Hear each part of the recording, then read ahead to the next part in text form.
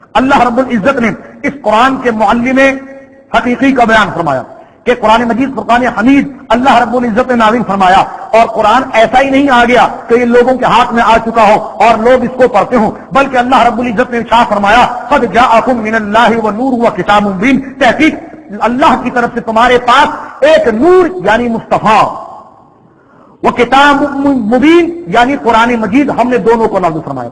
اب اس آیت کریمہ میں سرکار دو عالم صلی اللہ تعالی علیہ وسلم کو نور بیان فرمایا گیا، قد جاءکم من اللہ نور وکتاب مبین، تحقیق اللہ کی طرف سے لوگوں تمہارے پاس ایک نور اور ایک روشن کتاب آئی۔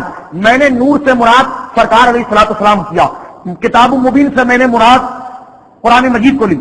اگر کوئی کہہ دینا بھی اگر آپ نے اپنی تفسیر جو ہے کہ ذاتی طور پر کر دی ہے تو لہذا میں آپ حضرات کے سامنے بے شمار تفاسیر پیش کر سکتا ہوں، لیکن پھر بھی وقت کی قلت کو مد نظر رکھتے ہوئے آپ چند تفاسیر کا حوالہ سماعت فرما لیجیے، جس میں واضح طور پر موجود ہے قد جاءکم من اللہ نور ای محمد رسول اللہ و کتاب مبین و قرآن المجید۔ حوالہ سماعت فرمائیے۔ پہلی تفسیر ابن جریر، علامہ ابن جریر طبری رحمۃ اللہ علیہ نے نور سے مراد سرکار کی ذات لی ہے۔ دو، تفسیر کبیر امام فخر الرازی رحمۃ اللہ علیہ نے نور سے مراد سرکار کی ذات لی ہے۔ تین، تفسیر خازن علامہ علاء الدین شافعی رحمۃ اللہ علیہ نے نور سے مراد سرکار کی ذات لی ہے۔ چار، حضرت ابن عباس کی تفسیر ابن عباس میں نور سے مراد حضرت ابن عباس رضی اللہ تعالی عنہ نے سرکار کی ذات لی ہے۔ پانچ، علامہ نصفی ابو البرکات رحمۃ اللہ علیہ تفسیر المداری کے اندر نور سے مراد سرکار کی ذات لیتے ہیں۔ چھ، تفسیر جلالین کے اندر امام جلال الدین سیوطی رحمۃ اللہ علیہ نور سے مراد سرکار کی ذات لیتے ہیں۔ سات، روح المعانی کے اندر علامہ سید محمود عروسی رحمۃ اللہ علیہ نور سے مراد سرکار کی ذات لیتے ہیں۔ یہ سات وہ مفسر تھے، میں نے اختصار میں عرض کیا، ورنہ دنیا کے سارے مفسروں نے یہی لکھا ہے کہ نور سے مراد سرکار کی ذات ہے۔ یہ تو وہ مفسر سات میں نے آپ کے سامنے پیش کیے کہ جن کی شرافت پر، جن کی دیانت پر کسی کو اعتراض نہیں، لیکن میں اتمام حجت کے لیے مخالفین کے مستند علماء کے حوالے پیش کر دینا چاہتا ہوں کہ انہوں نے بھی اپنی کتابوں کے اندر اس نور سے مراد سرکار کی ذات لی ہے۔ نواب صدیق حسن بھوپالی کی بڑی مشہور تفسیر فتح البیان، انہوں نے بھی اپنی تفسیر کے اندر نور سے مراد سرکار کی ذات لی ہے۔ علامہ شوکانی جس کی سعودی عرب کے غیر مقلدین جس کی تقلید کرتے ہیں، ان کی کتاب میرے پاس موجود ہے فتح القدیر قرآن کی تفسیر، انہوں نے بھی نور سے مراد سرکار کی ذات لی ہے۔ تفسیر عثمانی شبیر احمد عثمانی کی لکھی ہوئی تفسیر عثمانی، اس میں بھی موجود ہے کہ نور سے مراد سرکار کی ذات۔ اشرف المواعظ اشرف علی تھانوی کی لکھی ہوئی کتاب، اس میں بھی لکھا ہے کہ نور سے مراد سرکار کی ذات ہے۔ اور تفسیر سرائی ثناء اللہ پانی پتی رحمۃ اللہ علیہ کی تفسیر مظہری کا حوالہ جو میں نہیں دے سکا، اس میں بھی نور سے مراد جو ہے کہ وہ سرکار کی ذات تھی۔ اور ایک اور حوالہ سنیے جس پر نام مشابہت لگی، وہ ہے ثناء اللہ امرتسری، غیر مقلدین کے پیشوا جنہوں نے پنجاب کے اندر رہتے ہوئے غیر مقلدین کی ترویج کی، ان کی مستند تفسیر جو ہمارے مخالفین کے نزدیک معتبر اور مستند ہے، اس تفسیر کا نام ہے تفسیر ثنائی، اس نے بھی نور سے مراد سرکار کی ذات لی۔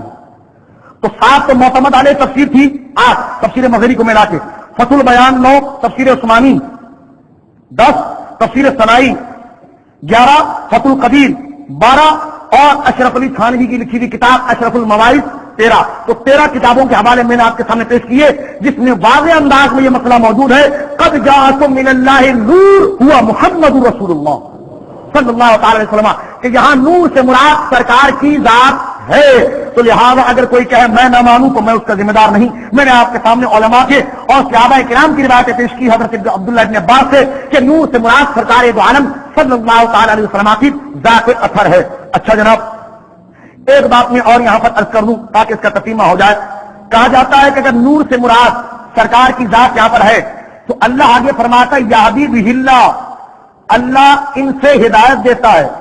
اب اللہ فرماتا ہے یہدی بہ اللہ، یہ ہی کی ضمیر واحد ہے، اور اللہ نے بھیجے 2 چیزیں، اگر نور اور کتاب دونوں الگ الگ چیز ہیں تو ترجمہ یہ ہوگا کہ اللہ کے پاس سے 2 چیزیں آئی ہیں، اللہ کے پاس سے 2 چیزیں آئی ہیں۔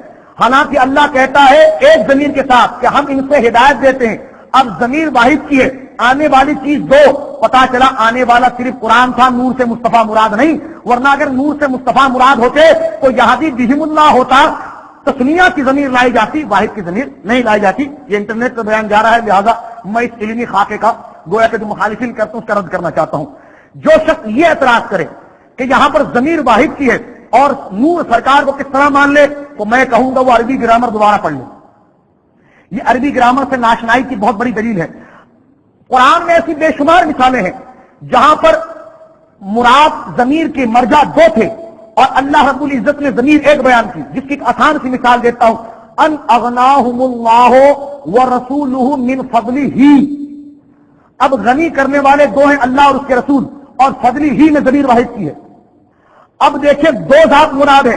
اگر اللہ اور اس کے رسول کو ملاتے ہو تو شرک لازم آتا ہے, اور دونوں کو جدا کرتے ہو تو ہمارا دعویٰ ثابت ہوتا ہے کہ جب ضمیر واحد کی ہو تو مرجع دو ہو سکتا ہے. جس طرح کہ قرآن کی یہ آیت ان اغناہم اللہ ورسولہ من فضلہ, اللہ اور اس کے رسول نے اپنے فضل سے مسلمانوں کو غنی کر دیا. تو یہاں پر فضلی ہی جس طرح یہدی بھی واحد کی ضمیر ہے, اسی طرح وہاں پر فضلی ہی واحد کی ضمیر ہے. تو لہٰذا یہ بہت بڑا اعتراض کیا جاتا ہے کہ اگر یہاں سے سرکار مراد ہے تو ضمیر واحد کی کیوں آئی ہے. تو میں پھر عرض کروں گا وہ دوبارہ پھر کسی ماہر استاد سے گرامر پڑھ لے, ورنہ الحمدللہ اہل سنت کے استدلال ان کے اتنے بچکانہ استدلال نہیں ہے کہ ہر خیرا گرامر سے گویا کی غلطی نکال سکے. تو لہٰذا میں نے اس کا جواب قرآن مجید سے دے دیا کہ قرآن میں ایسی بے شمار مثالیں ہیں کہ جس میں ضمیر واحد کی ہے مرجع تسنیہ کا ہوتا ہے. ایک بات